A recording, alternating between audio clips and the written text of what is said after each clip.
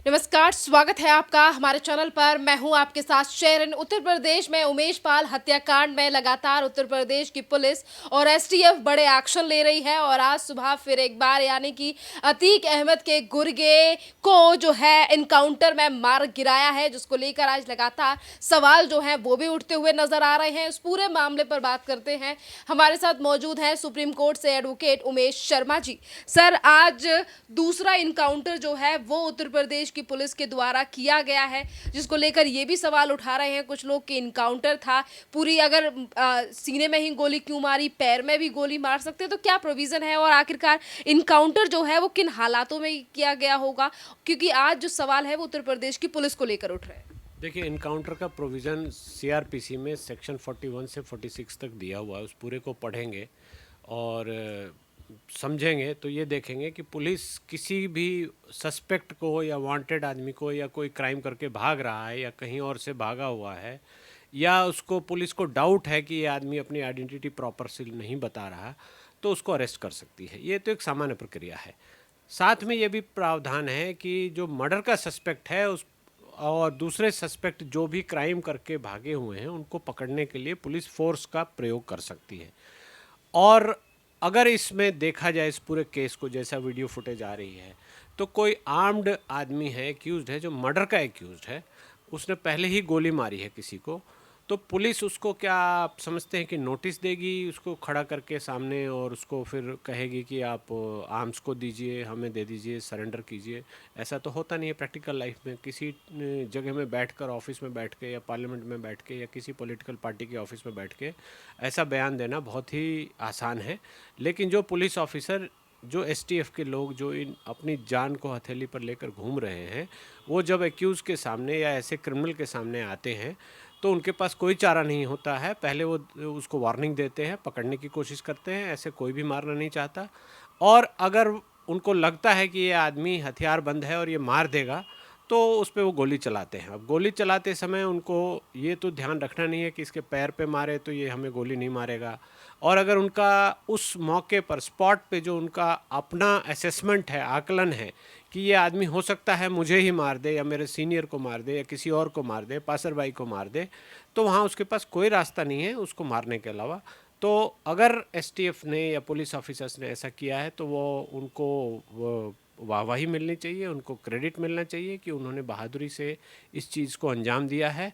कोई वांटेड आदमी था, क्रिमिनल था, उसके पास हथियार है जैसा सब दिखाई दे रहा है, और उस हथियार से वो गोली चलाने की कोशिश भी कर रहा था। इसके पहले भी वीडियो में एकदम क्लियर आया है कि जैसे उमेश पाल उतरा तो उसको उसने गोली मारी थी इसी आदमी ने। तो इसमें कोई शक, शुबा या शंका तो कहीं बसती नहीं है कि वो बहुत ही शरीफ आदमी था, डिसेंट आदमी था और इनकाउंटर में धोखे से मारा गया, ऐसा तो कुछ है नहीं। वो एक क्रिमिनल था, किसी का गुर्गा था, क्रिमिनल का गुर्गा था। उसको पुलिस ने पकड़ने की कोशिश की, उसको वार्निंग तो दी ही गई होगी, मौके पे हर जगह पुलिस वार्निंग देती है, और उसके बाद उसको हाथ उठा के सरेंडर कर देना चाहिए था। उसने तो ऐसा तो किया नहीं। तो पुलिस के पास क्या चारा है? पुलिस अपनी जान दे या अपने जवानों की जान दे? इसलिए जो किया गया है उसको बाद में बैठकर क्रिटिसाइज़ करना बहुत ही आसान है, लेकिन उस लिहाज से ये जो भी एक्शन हुआ है ये ठीक है, जस्टिफाइड है और इन अकॉर्डेंस विद लॉ है। सर, अगर आज इस इनकाउंटर को लेकर सवाल उठाए जा रहे हैं तो 2020 10 जुलाई को हुए विकास दुबे के इनकाउंटर को लेकर भी इसी तरीके से राजनीति करती हुई कुछ पार्टियां नजर आई थी। हाँ, वो राजनीति करती हुई पार्टियां नज़र आई थी और उसमें ऐसा हुआ था कि गाड़ी उनकी पलट गई और उन्होंने पिस्टल किसी जो पुलिस की एस्कॉर्ट टीम थी उनमें से किसी को छीन कर भागने लगे और मारने की कोशिश की। तो दुर्दांत अपराधी है कोई जिसने कि पहले ही पुलिस वालों की हत्या कर रखी है। तो आप क्या समझते हैं, उसको एप्लीकेशन लिख के देंगे या उसको 41 का नोटिस देंगे कि आप आ जाओ हमारे सामने, सरेंडर कर जाओ? ऐसा नहीं होता। मौके पर जो लोग खड़े होते हैं पुलिस ऑफिसर्स हैं, वो ट्रेंड हैं, जाबाज हैं, बहादुर हैं।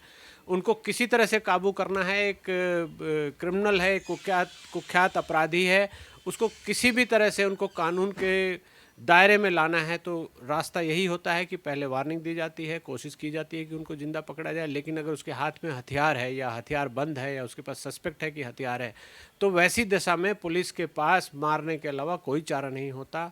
और ये सारी जुडिशियल कार्रवाई है, मजिस्ट्रेट के ऑर्डर से ही किसी को अरेस्ट करने जाती है पुलिस, और कानूनी प्रक्रिया है उसकी, जो रोज़नामचा है, जो स्टेशन की डायरी है, मजिस्ट्रेट के ऑर्डर हैं, वो सब चेक किए जाते हैं और सब कुछ देखा जाता है। जब भी कोई मर्डर हुआ है तो उसकी एक इंक्वायरी भी होती है, पुलिस की इंटरनल इंक्वायरी भी होती है। उस इंक्वायरी में देखा जाता है कि कहीं पुलिस बल ने फोर्स का ज़्यादा प्रयोग तो नहीं किया, कहीं इसको वैसे अरेस्ट किया जा सकता है। सारी इंक्वायरी होती है, सारे सेफगार्ड होते हैं। जो एसटीएफ है वो स्पेशली ट्रेंड है और इन कामों के लिए। तो ऐसे हालात में ऐसे सस्पिशन उठाना या ऐसे राजनीति करना पुलिस फोर्स का मोरल डाउन करने के अलावा मुझे कुछ और दिखाई नहीं देता। पहले ही हमारे देश में ऐसे जो ऑर्गेनाइज्ड क्राइम में जो गुर्गे हैं वो ऐसी हरकतें करते रहते हैं और पुलिस को बैकफुट पे रहना पड़ता है। तो यहाँ पर कम से कम उत्तर प्रदेश में पुलिस इस तरह से फ्रंट फुट पर आकर काम कर रही है और जो भी सस्पेक्ट है, जो भी क्रिमिनल है, जो भी वांटेड है, उसको पकड़ रही है, पकड़े का प्रयास कर रही है। और पकड़ने के बीच में अगर वो रेजिस्टेंस करते हैं या पुलिस पार्टी पर हमला करने की कोशिश करते हैं तो उनका तो इनकाउंटर होना चाहिए। इसको मैं जस्टिफाइड मानता हूँ।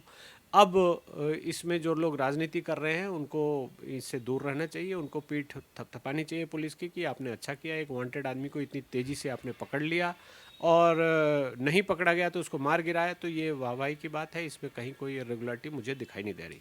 सर, आज उमेश पाल हत्याकांड में एसटीएफ और उत्तर प्रदेश की पुलिस का ये दूसरा इनकाउंटर है और इससे पहले एक अपराधी यानी कि वो भी शूटर है, उसने बिहार जाके आत्मसमर्पण कर दिया और जिसको कहा गया कि ये उत्तर प्रदेश की पुलिस के लिए बड़ा झटका है। तो क्या उसे अब वापस उत्तर प्रदेश लाया जा सकता है? हाँ, उसको लाया जा सकता है, इसका प्रोविज़न है। इस केस में वांटेड है, अगर दूसरे केस में वांटेड है तो जहाँ भी पुलिस को पता लगेगी, जहाँ वो समर्पण उसने किया है, वहाँ वो डिटेल बताता है कि मैं किस किस केस में वांटेड हूँ। उस हिसाब से सूचना पुलिस इनको दी जाती है तो ये जाकर ट्रांजिट रिमांड उसका लेते हैं। वहाँ जाकर वहाँ के जो इलाका जहाँ भी वो आदमी सरेंडर कर गया उसके इलाका मजिस्ट्रेट से जाकर पुलिस कहती है कि हमारे इस केस में ये वांटेड है, और अपने पुलिस अपने इलाका के मजिस्ट्रेट से उसका वारंट लेके जाती है और वहाँ उन मजिस्ट्रेट साहब को देती है। फिर वो उसको हैंड ओवर करते हैं उस आदमी को और उसको ट्रांजिट रिमांड बोला जाता है। और इसकी प्रक्रिया अलग है, अगर मजिस्ट्रेट साहब को वहाँ लगता है कि इसको पुलिस को नहीं देना है तो वो बेल भी दे सकते हैं। चूँकि सब में पूरी तरह से जुडिशियल इंटरफेरेंस रहता है, इसलिए कहीं कोई शक शुबा की कोई गुंजाइश नहीं है। जब तक मजिस्ट्रेट के ऑर्डर नहीं होंगे पुलिस वहाँ जाएगी नहीं। वहाँ भी जाकर उसको उसकी कस्टडी लेने के लिए भी मजिस्ट्रेट के सामने पुलिस को एप्लीकेशन लगानी पड़ती है। मजिस्ट्रेट पूछते हैं, समझते हैं, एफआईआर देखते हैं, तब उसको हैंड ओवर करते हैं, तब ऑर्डर करते हैं कि जेल से ये आदमी इनको पुलिस को दे दिया जाए। और वो ट्रांजिट रिमांड होता है, वो भी ट्रैवल टाइम के अलावा 24 घंटे के अंदर उसको फिर नए मजिस्ट्रेट के यहाँ, जो इलाका मजिस्ट्रेट है, अरेस्ट के 24 घंटे के अंदर उसको वहाँ ले जाकर प्रेजेंट करना पड़ता है। ऐसा कानूनी प्रावधान है। ये 1998 में डीके बासु के केस से चल रहा है, उसके पहले हमारे पास सीआरपीसी में ये प्रावधान है। तो उसको ट्रैवलिंग टाइम के अलावा जो टाइम ट्रैवलिंग में लगा उसको माइनस करके 24 घंटे के अंदर पुलिस जब भी अरेस्ट करती है, जब भी उसकी कस्टडी लेती है, तो उसको ले जाकर उस इलाके मजिस्ट्रेट के यहाँ प्रोड्यूस करना पड़ता है जहाँ की एफआईआर है। वहाँ फिर वो मजिस्ट्रेट उसको या तो पुलिस कस्टडी मांगती है तो पुलिस कस्टडी देते हैं, अगर जुडिशियल कस्टडी की बात है तो जुडिशियल कस्टडी देते हैं। इसको लेके कानून बहुत ही स्पष्ट है। और इन बिटवीन में, इस बीच में जब भी कोई आदमी अरेस्ट होता है, ट्रांजिट रिमांड में जाता है, तो उसका मेडिकल कराया जाता है, उसको कोई इंजरी हुई है, कोई चोट लगी है, उसकी तबीयत खराब है, सारी चीज़ें ह्यूमन राइट्स का सारा कंप्लायंस की जाती है। और मजिस्ट्रेट के सामने जब उसको पेश कराया जाता है तो उसको कहा जाता है कि आप अपना वकील बुला लीजिए। अगर वो वकील नहीं बुलाता तो लीगल एड का काउंसिल दिया जाता है और लीगल एड के वकील उसकी ओर से पैरवी करते हैं। फिर उसको अधिकार भी है कि जेल में या इस बीच में पुलिस कस्टडी में वो अपने वकील से मिल सके, बात कर सके। तो ये सारे प्रावधान दिए हुए हैं, इसलिए इसको लेकर ऐसी गंदी राजनीति करना, ऐसी घटिया बातें बोलना किसी भी विपक्ष के आदमी को, हमारे एसटीएफ को या पुलिस फोर्स को डिमोरलाइज करने के अलावा कोई और सिग्नल नहीं देगा। ये बहुत ही गलत बात है। लोगों को पहले समझना चाहिए, बोलने से पहले सारी प्रक्रिया को समझकर ही बोलना चाहिए। अगर ऐसी बात बोल रहे हैं तो ये कोरी बकवास है, इसके अलावा और कुछ नहीं है। सर, मुख्तार अंसारी के बाद अब अतीक अहमद को भी गुजरात से उत्तर प्रदेश लाने की तैयारी की जा रही है, जिसके लिए याचिका भी कोर्ट में डाली गई है। खैर, इस याचिका का विरोध भी किया गया है। तो क्या उत्तर प्रदेश की जो पुलिस और प्रशासन है वो कामयाब हो पाएगा मुख्तार अंसारी के बाद अतीक अहमद को उत्तर प्रदेश लाने में? देखिए, ये पूरी कानूनी प्रक्रिया है। इसको अगर आप गौर से देखना चाहेंगे तो एक स्टेट से दूसरे स्टेट में भेजने के लिए सुप्रीम कोर्ट में पावर है और 406 सीआरपीसी में प्रावधान है, ट्रांसफ़र पिटीशन होती है। तो स्टेट गवर्नमेंट, उत्तर प्रदेश की स्टेट गवर्नमेंट अगर अपने किसी एफआईआर में उनको चाहती है लाना, तो दो तरीके से है, तो या तो उनको पेशी के लिए लाया जाएगा तो वो ट्रांजिट रिमांड पे लाए जाएंगे, उनको पेश करा के वापस फिर गुजरात की जिस जेल में जहाँ भी है वहाँ वापस करने की कंडीशन होती है, वो मजिस्ट्रेट द्वारा दिया जाता है।